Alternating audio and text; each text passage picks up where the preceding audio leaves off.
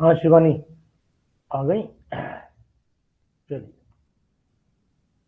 ठीक है, कंटिन्यू कर लेते हैं सीरीज में।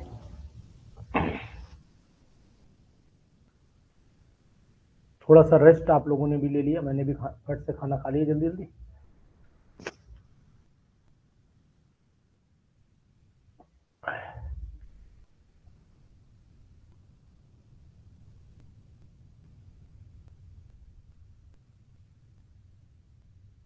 चलिए ये हमारा हो गया, केमिकल काइनेटिक्स के क्वेश्चंस हो गए।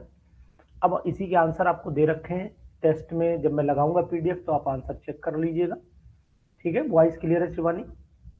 इसी के बाद जो है सॉल्यूशन कैसे ही 10-15 क्वेश्चन करूंगा, 10 करते 10-10 का सीरीज चलेगा, ठीक रहेगा। बाकी आप लोग लगाइएगा। चलिए 10 क्वेश्चन है सॉल्यूशन के, शुरुआत कर दीजिए। क्वेश्चन नंबर 1 मैं जूम कर देता हूं, आप आराम से देखिए और करिए, अपने आप करिए। वैसे देखिए मुझे करने में कुछ नहीं, मैं भी कर रहा हूं, आपकी हेल्प करूंगा पूरी तरीके से, लेकिन मैं चाहता हूं कि आप क्वेश्चंस करें। अगर आप करेंगे तो सबसे बड़ा बेनिफिट ये होगा कि आपकी प्रैक्टिस होगी, प्रैक्टिस आपको ही करनी है।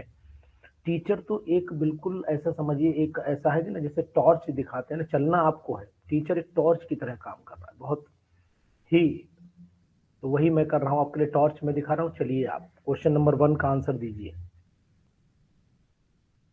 क्वेश्चन नंबर 1 का आंसर दीजिए जी। Na2SO4 की मोलरिटी निकाल दीजिए शिवानी, जल्दी से निकालिए molarity.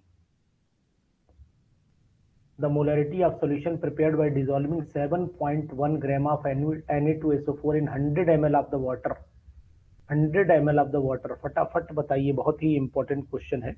Weight upon molecular weight यानी कि 7.1 into weight upon molecular weight Na2SO4 का होता है 142, तो 142 रख देता हूं और ऊपर रखता हूं 1000 और नीचे रख देता हूं 100 ml। ये गया, ये गया, ये हो गया 71, 71 डिवाइडेड बाई, तो 2 यानी कि 0.5 आना चाहिए। तो आंसर नंबर थर्ड, फर्स्ट का थर्ड आना चाहिए शिवानी। लीना जी वेरी गुड। लीना आपको क्वेश्चन सही लग रहे हैं, क्वेश्चन करने में इंटरेस्ट आ रहा है? रश्मि, लीना, शिवानी इंटरेस्ट आ रहा है ना? तो इसी तरीके से जिंदगी में जो भी सब्जेक्ट पढ़ो या पढ़ाओ, इंटरेस्टिंग वे में पढ़ाइए। आप इंटरेस्टिंग वे में पढ़िए, बोरिंग नहीं होने दीजिए। लाइफ बोर होने के लिए नहीं है, लाइफ इंटरेस्ट भगवान ने दी है ना, इंटरेस्टिंग के लिए।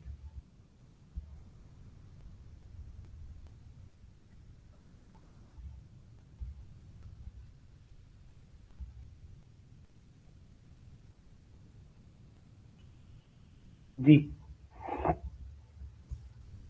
सेकंड का थर्ड है बिल्कुल एग्जैक्ट, 120 आ रहा है, क्योंकि मॉलिकुलर एसिटिक एसिड का 120 इसलिए हो जाएगा क्योंकि ये हाइड्रोजन बॉन्डिंग कर लेता है, हाइड्रोजन बॉन्डिंग कर लेता है।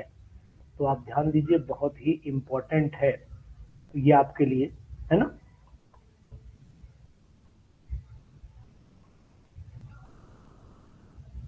क्वेश्चन नंबर थर्ड पे आइए, थर्ड पे आइए। थर्ड भी बहुत इंपॉर्टेंट है, लेकिन इसके लिए मैं फार्मूला आपको बता दे रहा हूं।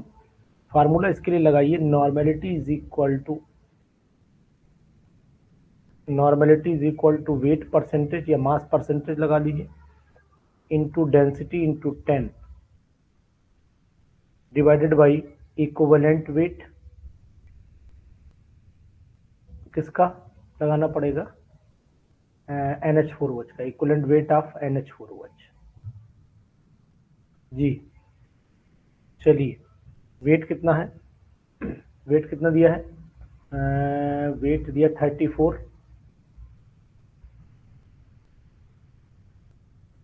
वेट दिया आपका 34 इंटू डेंसिटी कितनी है? डेंसिटी दे रखी है 0.6 दे रखी है, और 10 तो करना ही करना है, अपॉन में इक्वलेंट वेट कितना होता है NH4OH का, निकाल लीजिए। शायद 35 या 36 आएगा, जहां तक उम्मीद है 36 आएगा। सॉल्व कर लीजिए, आंसर बताइए। 36 या 35 आता है, निकाल लेते हैं। NH4OH 14 और 4 18, 19, 18, 36, 16 दूनी 35 आएगा, 35 आएगा। जी बताइए लीना जी, आंसर बताइए। 35 लिख दे रहा हूँ यहाँ पर।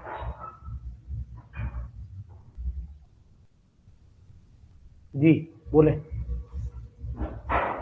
रश्मि, लीना, सभी लोग आंसर बोलिए जी।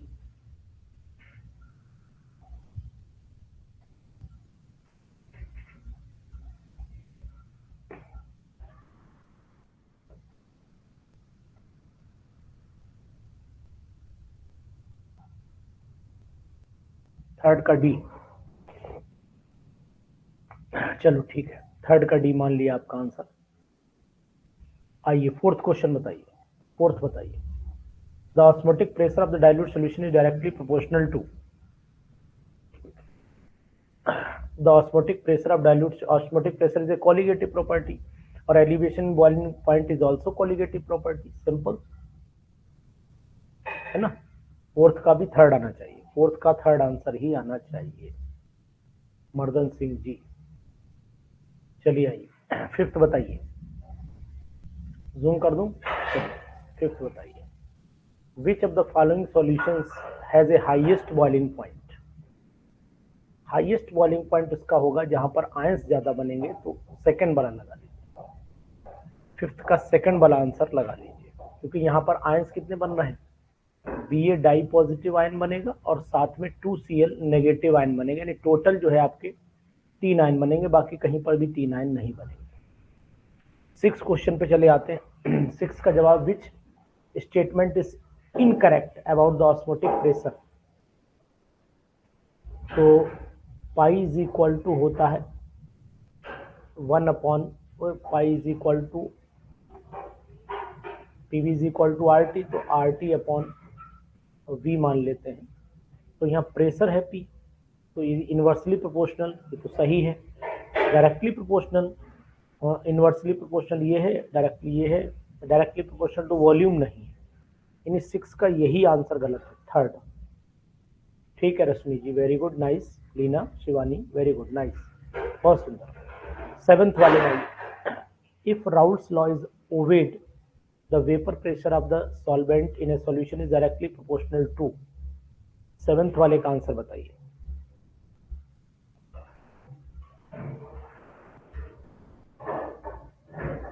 If the Raoult's law is obeyed, the vapor pressure of a solvent in a solution is directly proportional to the mole fraction of solvent ही होता है, जहां तक मुझे याद है ना, यही होता है अकॉर्डिंग टू दिस लॉ। और relative lowering of vapour pressure जो होता है, मोल फ्रैक्शन ऑफ सॉल्यूट के डायरेक्टली प्रोपोर्शनल होता है। सेवेंथ का बी नहीं होगा लीना, सेवेंथ का आंसर नंबर 1 ही होगा, mole fraction of solvent. Mole fraction of solute जब एलिवेशन, जब आप relative lowering of vapour pressure की बात करते हैं तब इसको लगाते हैं, और ये दोनों तो हो ही नहीं सकता है, आंसर नंबर 1 ही सही है। 8th क्वेश्चन देख लीजिए, molar depression of the freezing point of water इतना दे रखा है, molar depression in freezing point of water is 1.86। ठीक है, ये जो दिया है वो क्या है, डेल्टा मोलर डिप्रेशन फ्रीजिंग, यानी कि ये दिया है KF 1.86 दिया है। चलिए आगे बढ़ते हैं, KF दिया है, इसके बाद इसके भी 10 क्वेश्चन लगवाएंगे आपसे, चल रहे हैं लगातार, बाकी आप लगाइएगा, ऐसा नहीं कि हम आपके साथ हैं। पर 1000 ग्राम ऑफ द वाटर, वजन भी दिया है पानी का, चलिए वाटर का वजन भी दिया है, 1 पर 1000 gram of water, 0.2 mole of the urea dissolved in 100 gram water, what will produce lowering in. तो इसमें क्या है, डायरेक्ट फार्मूला लगाओ, delta TF is equal to हो जाता है KF इंटू W2 है ना, into 1000 upon M2 into W1।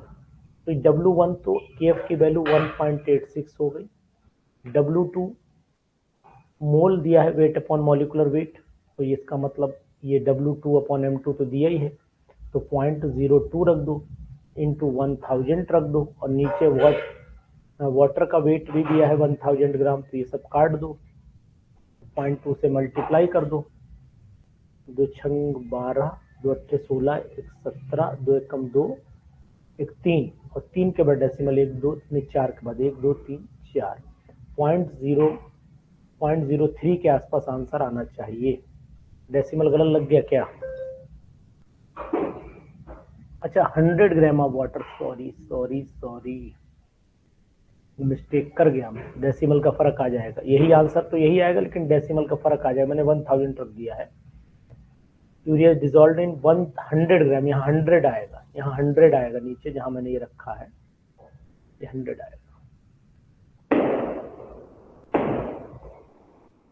ये तो आंसर फिर पॉइंट, ये 0.31 आएगा। ठीक है, second.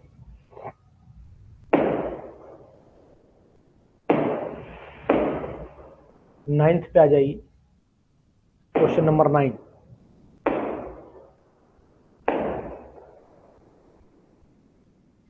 The ratio of the value of the any colligative property for the KCl solution to that of the sugar solution is nearly twice हो जाना चाहिए मेरे हिसाब से,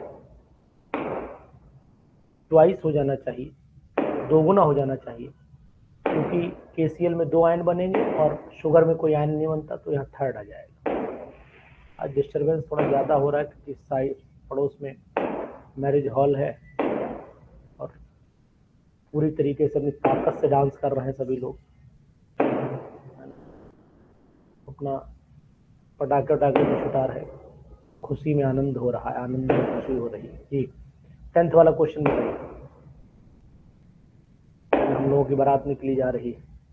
following solutions eight the same temperature will be isotonic होगा, ये iso-osmotic भी बोल सकते थे, आइसोटोनिक,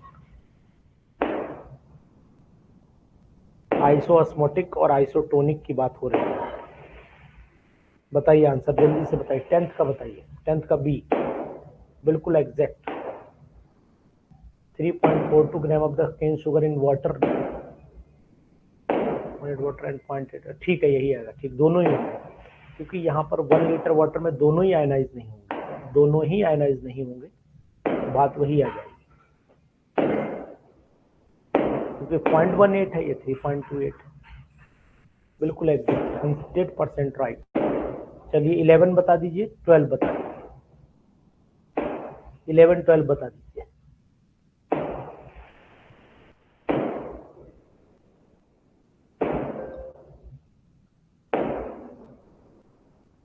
हाँ, 11 12 बताइए।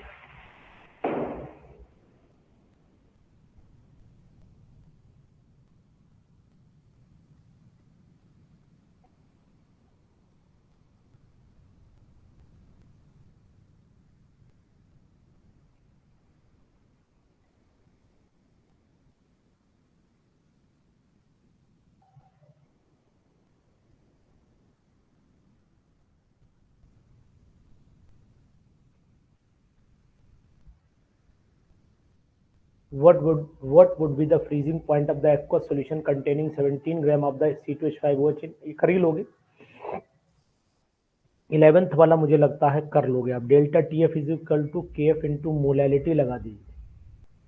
10th को एक्सप्लेन करने लीना जी, देखिए ये आइसो ऑस्मोटिक है, यहाँ लिखा है आइसो ऑस्मोटिक, ठीक है, या आइसोटोनिक, आइसोटोनिक एक ही बात है। ऑस्मोटिक प्रेशर इसलिए होगा क्योंकि 3.42 gram of the cane sugar in 1 litre, और ये दिया है भाई 3.42 दिया, ये 0.18 दिया है, तो एक्चुअल में होता क्या है कि 0.18 ग्राम ग्लूकोज है, तो आप इसके मोल्स बना लीजिए, मोल्स, ये कितने मोल्स बनेंगे, तो weight upon molecular weight 3.42 divided by हो जाता है 342, तो 0.01 आ जाएगा इसका, और इसका निकालिए weight upon molecular weight 0.18 divide by 180, तो इसकी भी कंडीशन वही है। तो दोनों के नंबर ऑफ मोल्स जब घुले हैं, इसका नंबर ऑफ एक मोल जो घुला है इसका, इसका 0.01 मोल 1 लीटर में घुला हुआ है, 1 लीटर में घुला हुआ है, ध्यान दीजिए लीना, 1 लीटर में पॉइंट, मैं पहले इधर हटा दूं तब समझ में आएगा, इधर हटाता हूं, ठीक है इसका। तो यहाँ मैं आपसे बात कर रहा हूँ 3.42 डिवाइडेड बाई 342, तो ये आया आपका 0.01, ये मोल 1 लीटर में घुला हुआ है। इसी तरीके से 0.18 डिवाइडेड बाई 180, तो अगर मैं ये 0.1 मोल घुला हुआ है कितने में, 0.1 लीटर में, तो 0.1 का मतलब अगर 0.01 करेंगे, 0.01 करेंगे तो ये 0.01 1 लीटर में, तो दोनों के नंबर ऑफ मोल सेम आ जाएंगे ना, सेम आ जाएंगे, इसीलिए दोनों के नंबर ऑफ मोल सेम है, तो इसका मतलब है कि वो सोल्यूशन आइसोटोनिक बोला जाता है जिसका ऑस्मोटिक प्रेशर सेम रहता है। 11-12 का आंसर दे दीजिए। 12 का आपने 1 बता दिया, 12 के आपने 1 बता दिया, बिल्कुल एग्जैक्ट सही है। 11 का आपने निकाल लीजिए, 11 आप निकाल लीजिए। 11 का फोर्थ बता रहे हैं, 11 का फोर्थ तो नहीं आ रहा है, आंसर शीट में नहीं। What would be the freezing point of aqueous solution of containing इतने gram of the ethanol, weight upon molecular weight रखिए, सॉल्व कर दीजिए। वेट कितना है, 17 ग्राम है। मॉलिक्यूलर वेट कितना होता है, 12 दूनी 24 और एक 25, 25 और 5 30 और 16 46 हो जाता है। 46 वेट अपॉन मॉलिक्यूलर वेट हो गया। ठीक है, मोलैलिटी निकालनी पड़ेगी ना, इंटू 1000 हो गया और अपॉन 1000, तो यही बचा, इतना ही बचेगा।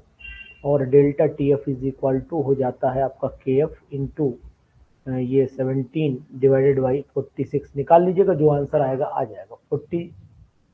11 वाले का आंसर आप निकाल कर सॉल्व कर दीजिएगा, है ना। के एफ कितनी होती है, 1.86 रख लीजिएगा, के एफ 1.86 रख लीजिएगा, बाकी डिवीजन करके वैल्यू पुट करिए, आंसर आ जाएगा। 11th बताइए जल्दी से, 11th का आंसर दीजिए फटाक से। आप लोगों को वैल्यू में नोट कर दे रहा हूँ, आंसर आप निकाल दीजिए, क्योंकि आप लोग कैलकुलेशन करने में माहिर है, मैं नहीं हूँ। तो delta T F is equal to हो जाता है आपका के एफ इंटू 17/46 और ये है 1.86 मल्टीप्लाइड बाई 17/46। बताइए जल्दी से, यही आंसर आएगा। आंसर नहीं, ये क्या आएगा, फ्रीजिंग डिप्रेशन फ्रीजिंग पॉइंट आएगा। तो T delta T F is equal to होता है T F naught minus T F. T F naught कितना होता है, टी एफ नॉट होता है आपका 0, है ना, माइनस 0 का मतलब वो वही केल्विन में रखो, 273 हो जो आए उसमें भी 273 जोड़ लीजिएगा, आंसर आ जाएगा ऑटोमेटिकली, आ जाएगा। फिलहाल आंसर 11 का निकाल लीजिएगा, ऐसा नहीं छोड़ दो कि बोले अनु सर ने छोड़ा हम भी छोड़ेंगे ना।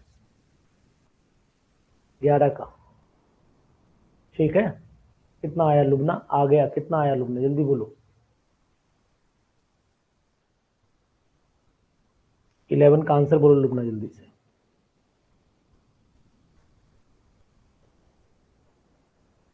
बोलिए।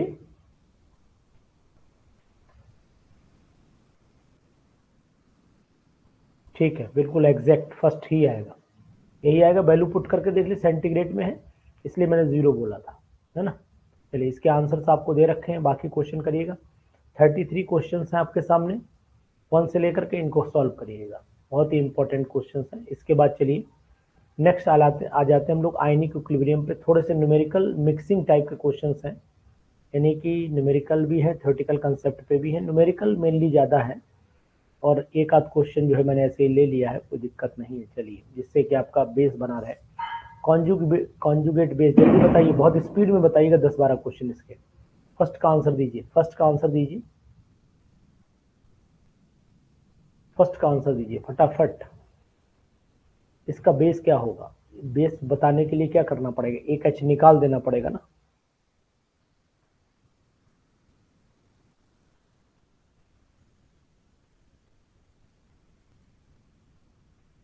एक एच निकाला फर्स्ट का, ये very good, very good, nice, बहुत सुंदर। सेकंड बताइए, सेकंड बताइए, ज्यादा स्पीड में जवाब दीजिए, सेकंड बताइए।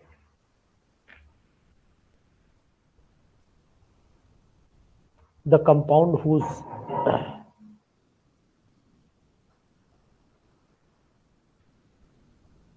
The compound whose 0.1 molar solution is basic, तो बेसिक किसका होगा, ये तो होगा नहीं, ये भी नहीं होगा, क्योंकि वीक बेस बना रहा है। ये स्ट्रॉन्ग बेस बनाएगा लेकिन स्ट्रॉन्ग एसिड भी बनेगा, ये आना चाहिए फोर्थ, बिल्कुल एग्जैक्ट, क्योंकि यही टूटेगा जब CH3 C डबल O के टूट जाएगा, CH3 C double O negative में और K पॉजिटिव में, तो यहाँ OH आयन, यहाँ H पॉजिटिव आयन, ये एसिटिक एसिड बनाएगा जो वीक बेस है। ये स्ट्रॉन्ग वीक एसिड है और ये आपका वीक स्ट्रॉन्ग बेस बनेगा, which is dominant due to the completely ionise connected, that's why it's second का। थर्ड बताइएगा, थर्ड का जवाब आपका क्या होना चाहिए, थर्ड का जवाब, aqua solution of the salt is alkaline, this shows that the salt is made up of strong base होना चाहिए, सिंपल स्ट्रॉन्ग बेस होना चाहिए तभी अल्कलाइन होगा, अदरवाइज अल्कलाइन नहीं हो सकता। which of the following aqueous solution will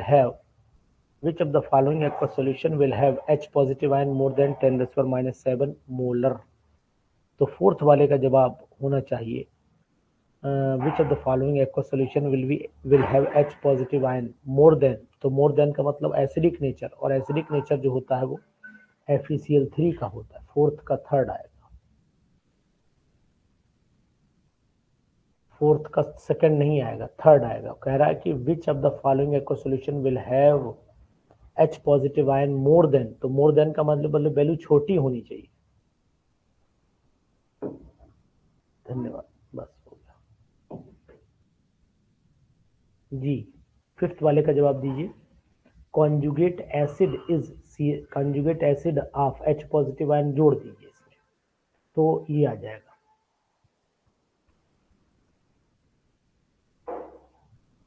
fifth का सेकेंड बिल्कुल exact. In the following reaction, बताइए जल्दी से, विच आर टू ब्रांस्टेड बेसेस, कौन से दो ब्रांस्टेड बेस है? सिक्स का जवाब दीजिए, सिक्स का जवाब दीजिए।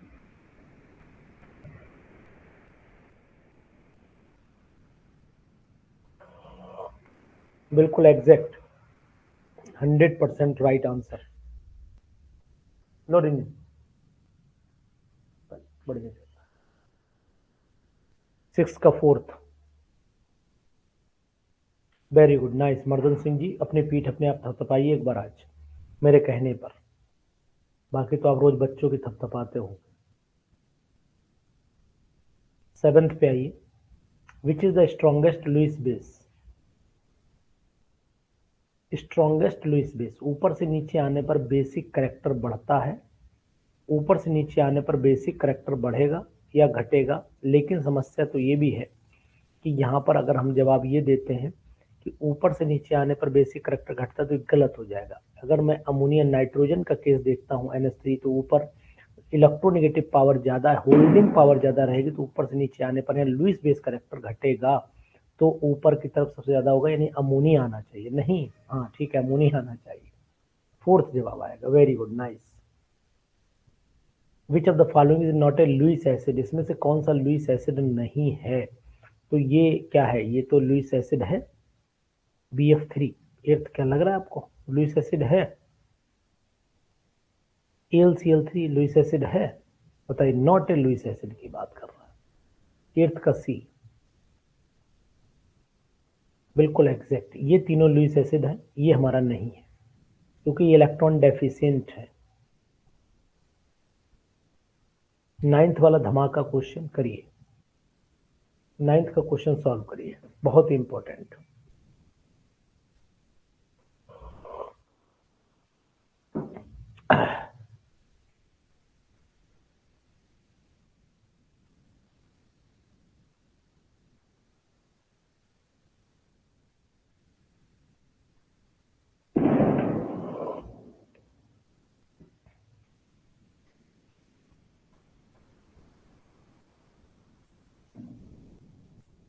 100 ml of the clear saturated solution of the silver sulfate Ag2SO4 is added to 250 ml of water. Clear saturated solution of PbCrO4। बहुत ही इंपॉर्टेंट, बढ़िया क्वेश्चन है, लगाने में आपको समय लगेगा, इसलिए नाइन्थ में छोड़ूंगा। कम से कम 15 मिनट ये लेगा, 15 मिनट लेगा, इसलिए मैं इसे छोड़ूंगा। ठीक है, करना क्या है बता दे रहा हूँ, करना क्या है बता दे रहा हूँ। सभी की KSP वैल्यू दे रखी है, अगर सॉल्व करते हो तो सभी जिसकी KSP वैल्यू आपको सबसे कम दिखाई दे वो आंसर पॉसिबल है, लेकिन PbCrO4 के कंपैरिजन में जो वैल्यू ज्यादा होगी, जिसकी ज्यादा होगी वही आंसर आएगा। तो 100 ml of the clear saturated solution, Leena बोल रही हैं लेस KSP, तो more precipitated, which of the following will be precipitated? तो मेरे हिसाब से नहीं, इन दोनों को कंपेयर करिए, इनको हटा दीजिए, Ag2SO4 हटाइए, इन दोनों को कंपेयर करिए। क्योंकि पूछ रहा है कि 100 ml of the clear saturated solution of the silver sulphate Ag2SO, ये दोनों आपस में मिल जाएंगे, और जब लीना जब दोनों आपस में मिल जाएंगे तो इसका मतलब हुआ फिर बनाएगा Ag2CrO4 बनाएगा, और Ag2CrO4 जब बनेगा तो उसकी वैल्यू कम, उसकी वैल्यू आनी चाहिए कम, है ना, तो वो वैल्यू आ रही है आपकी 2.4 इंटू 10⁻12। ठीक है, इन दोनों के मिलने से, तो इन तीनों के आंसर में, इसे तो हटा ही दीजिए क्योंकि ये कंज्यूम हो चुका होगा, इन तीनों में सबसे कम वैल्यू इसी की ही आ रही है, तो इसका मतलब आंसर फिर मेरे हिसाब से 9th का जो आना चाहिए वो सेकंड आना चाहिए, सेकंड आना चाहिए लुगना। Ag2SO4 तो रहेगा ही नहीं, वो तो मिक्सअप कर दिया गया PbCrO4 में, तो Ag2CrO4 बनेगा। ठीक है ना, चलिए लुगना लगाइएगा इसको, आंसर वैसे सेकंड आएगा, इसको आप कंसेप्चुअली लगाइए, ज्यादा सही रहेगा। Solubility product of AgBr solution is इतना, द Ag आयन कंसंट्रेशन पूछ रहा है, तो फार्मूला आपको पता होना चाहिए कि Sp इज इक्वल टू हो जाएगा S स्क्वायर, इसका स्क्वायर कर लीजिए, ऑटोमेटिकली आंसर आ जाएगा। 10 वाले का आंसर निकालने कुछ नहीं, इसको स्क्वायर करिए, आंसर अभी निकल जाएगा, निकालिए, देखिए 10th वाले का आंसर। अच्छा, एच आयन कंसंट्रेशन दे रखी है, ब्रोमाइड आयन कंसंट्रेशन OIC, तो फिर आपको क्या करना पड़ेगा कि Sp इज इक्वल टू हो जाएगा कि Sp इज इक्वल टू आपका कौन सा, Ag positive ion concentration into Br negative ion concentration. Ksp की वैल्यू भी दे रखी है, पुट करिए, Ag पॉजिटिव की वैल्यू आपको पुट करनी है, इस वैल्यू को इससे डिवाइड करना पड़ेगा।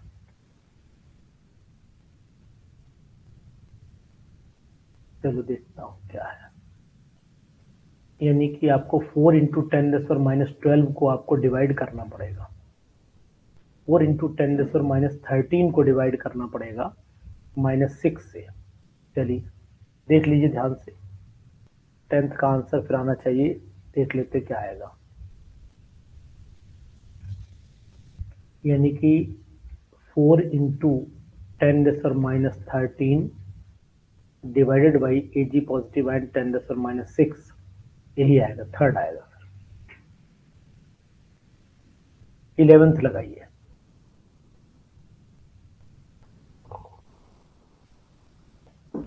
11th लगाइए,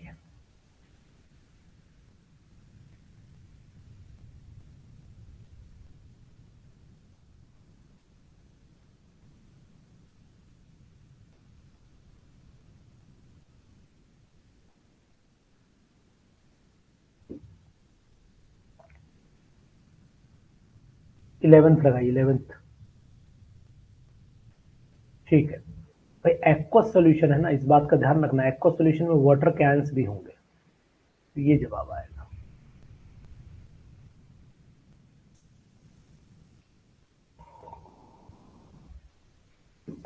हंड्रेड परसेंट आयनाइज नहीं होता, इसलिए एसिटिक एसिड भी होगा। स्मिता, स्मिता गलती ना करिए, 100% आयनाइज नहीं होता है, इसलिए एसिटिक एसिड भी थोड़ा रहेगा, समझ लो बात को। सुधीर जी, स्मिता जी, दोनों लोगों ने गलत जवाब दिया है, लीना ने सही दिया, बिल्कुल एक्यूरेट, एसिटिक एसिड भी बचेगा उसमें थोड़ा सा। ठीक है,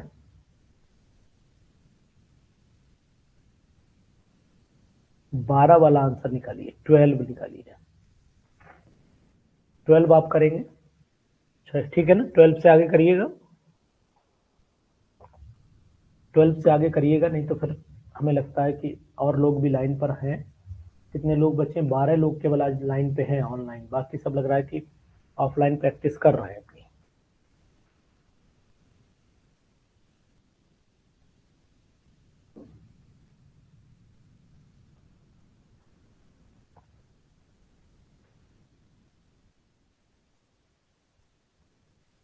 चलिए इसके बाद हम लोग आगे बढ़ जाएं,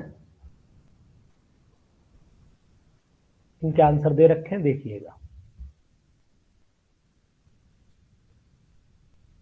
ये क्वेश्चंस हैं आपके पास थर्मोडायनेमिक्स के, सभी की शीट मैंने लगा दूंगा, आराम से करिएगा, कोई दिक्कत नहीं।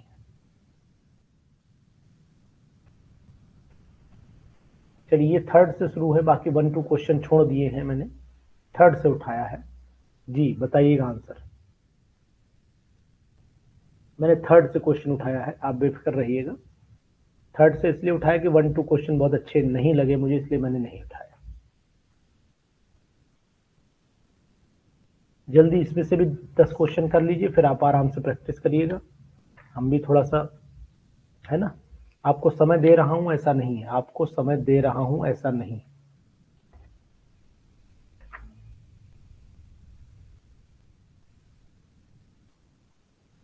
जी, थर्ड का फर्स्ट कैसे, जरा बताएं। थर्ड का फर्स्ट कैसे है, इतना बताइए। मैं आंसर सीट इसकी निकाल लूं, जल्दी हो जाएगी, रुक जाइए बेटा।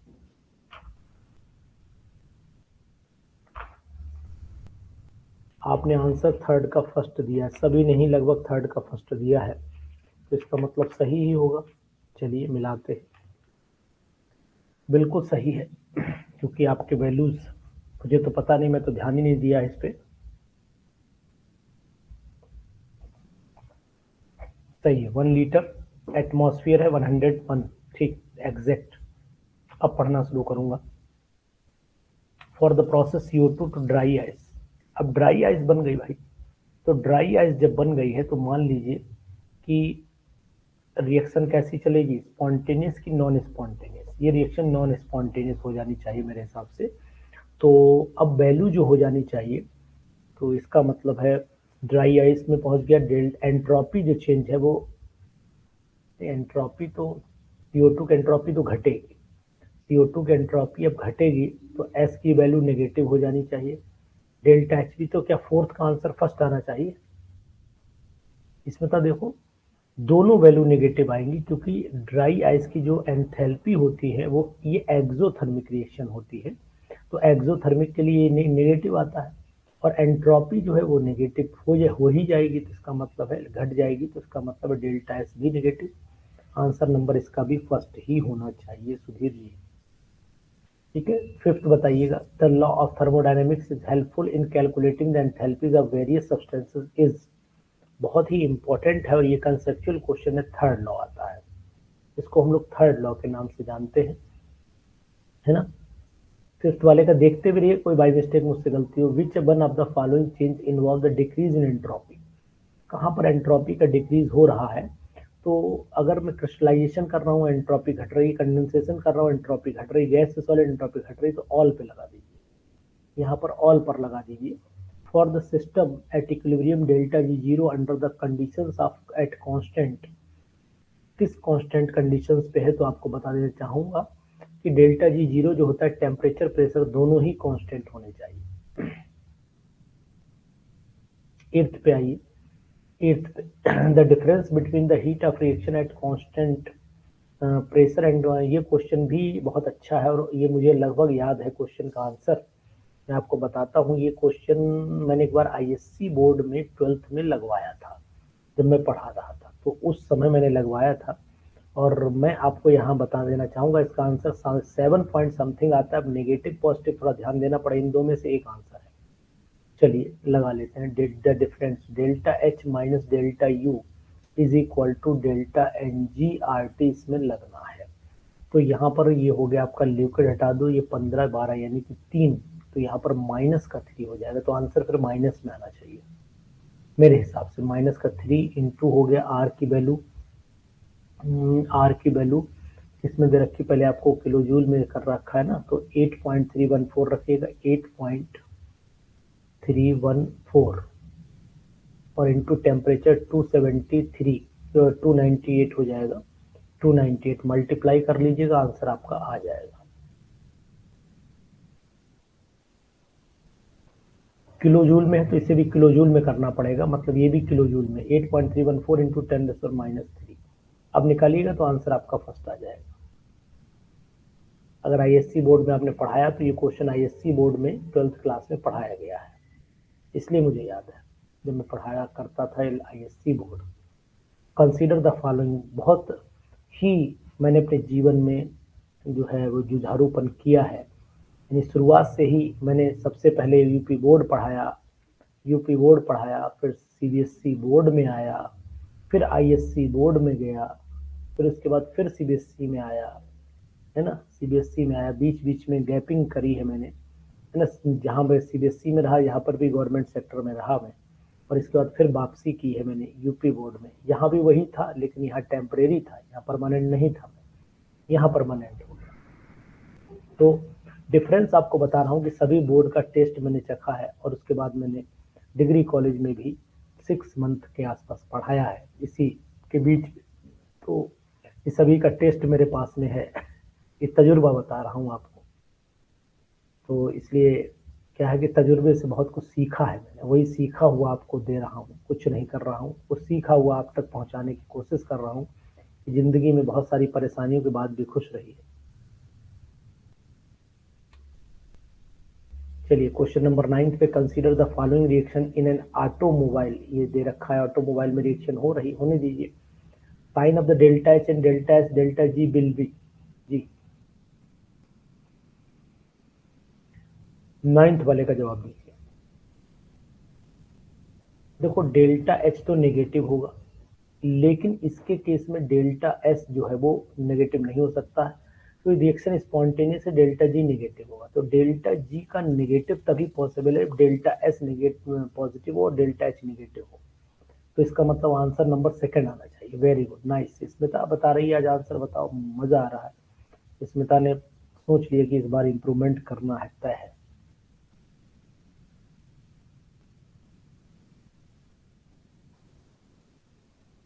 Thank you to all of you. Sudhir ji बहुत बहुत धन्यवाद आपका कि आप हमें इस लायक समझते हैं कि हम आपको कुछ शेयर करें और आप उसका यूज करें। आप अगर हमें ये रिस्पेक्ट देते हैं तो इसके लिए very thank you very much, बहुत बहुत धन्यवाद आपका।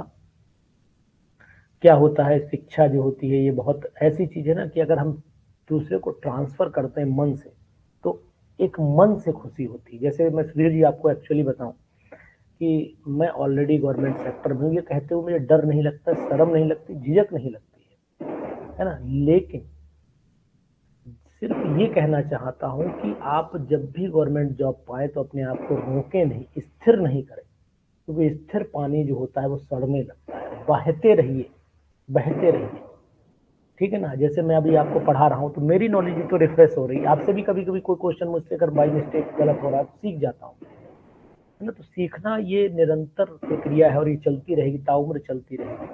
इसलिए मैं चाहता हूँ कि आप लोग भी जब भी कभी गवर्नमेंट सेक्टर में जाएं तो अपने इस बहाव को रोके नहीं। लास्ट क्वेश्चन करिए, 10th क्वेश्चन करिए, last.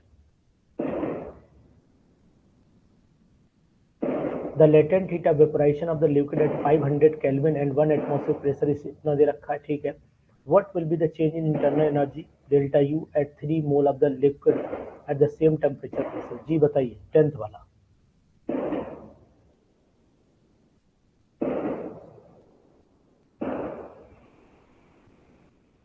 Very good Sudhir ji, very good, nice. ऐसे ही चलता है जीवन, ये अब आप कहीं और जाएंगे and so on. Very good, बहुत बहुत अच्छी बात है। अब इसके लिए नहीं कह रहा हूँ डिजाइन दे दिया अच्छी बात है, आप मेहनत कर रहे हैं इसके लिए अच्छी बात है, आपने मेहनत के लिए ये काम किया है, मैं जान रहा हूँ। 10th वाला जवाब दीजिए। 10th का मर्दन सिंह जी 4th है। 10th का मर्दन सिंह जी के हिसाब से 4th आ रहा है, लेकिन मर्दन सिंह जी आंसर माइनस में नहीं आएगा, आंसर प्लस में आएगा, 3rd होगा। आपने शायद थोड़ी सी कहीं ध्यान नहीं दिया है, आंसर आएगा इसका प्लस में, ठीक है।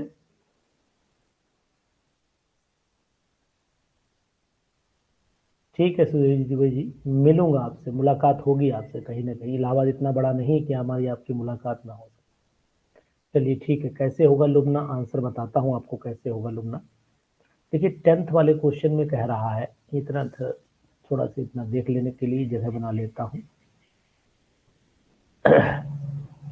10th वाला क्वेश्चन कह रहा है द लेटेंट हीट ऑफ, अगर मैं लेटेंट हीट ऑफ वेपोराइजेशन की बात कर, लेटेंट ऑफ वेपोराइजेशन की बात करता हूँ at 500 kilo kelvin, at 500 kelvin and मतलब डेल्टा एच की वैल्यू जो है वो दे रखी 10.0 किलो कैलोरी पर मोल, ठीक है।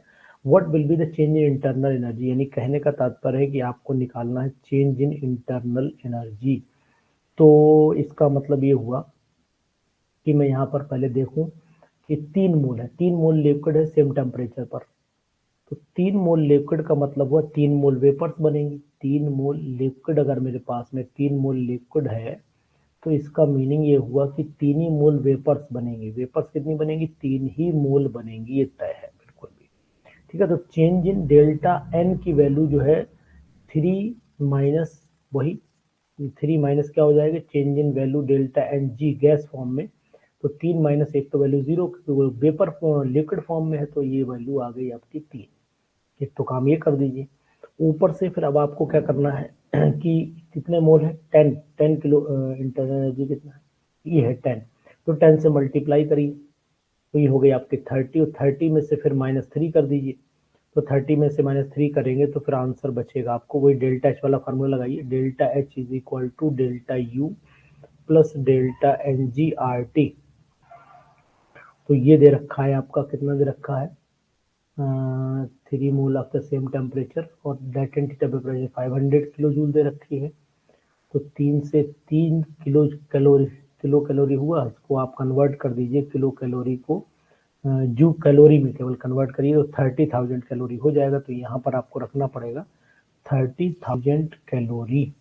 ठीक है, 30,000 कैलोरी, और यहाँ पर फिर प्लस का 3 इंटू 2 किलो, आर की वैल्यू 2 होती है और टेम्परेचर आपका 500 केल्विन है। अब सबको मल्टीप्लाई करिए, डेल्टा एच आपका आ जाएगा।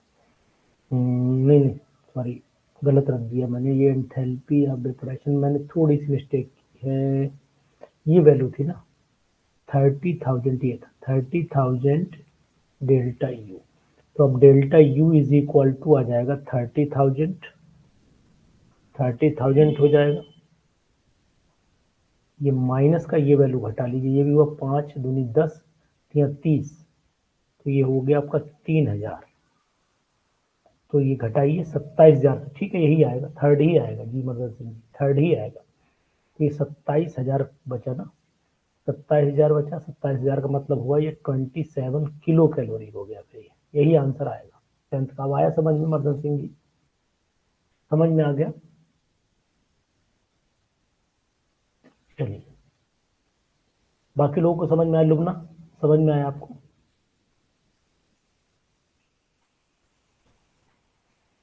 जी, चलिए कोशिश करिएगा इसी तरीके से। एक सीट आप लगा लेंगे तो ज़्यादा रहेगा, मुझे भी थोड़ा सा रहेगा, आराम रहेगी।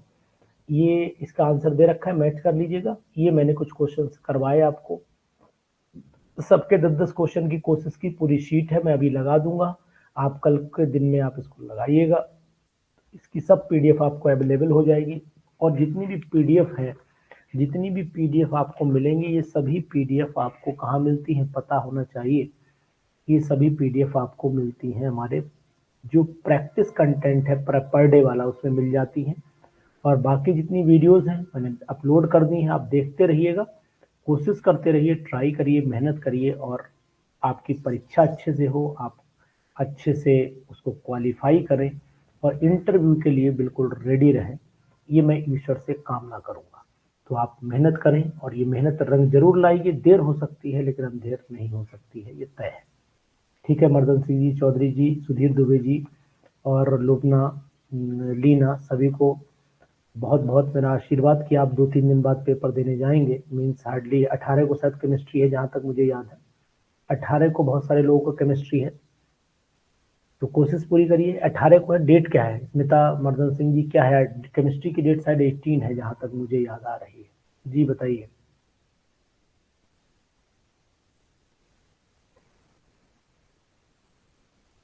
18 तारीख है, 18 तारीख को आपका भविष्य लिखा जाएगा।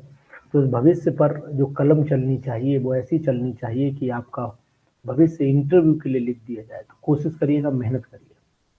Okay, God bless you. कल मुलाकात हमारी फिर होगी, आपको कल रात में 9 बजे ही होगी। कल मैं आपको कुछ और नया टॉपिक से, अब मेहनत अब आपको करनी, मुझे केवल एक रिवीजन शार्पनेस देनी, मैं अपने साथ आपका समय खराब नहीं कर सकता हूँ। वेरी गुड, वेरी गुड, बहुत सुंदर है। शिवरात्रि वाले दिन भी काम बड़ा सुंदर होगा क्योंकि ईश्वर जो है वो आप पर नजर रखे हुए हैं। ठीक है, चलिए, okay, good night to all of you. कल मिलेंगे नाइट में 9 PM पर हमारी आपसे मुलाकात होगी। Okay, good night to all of you.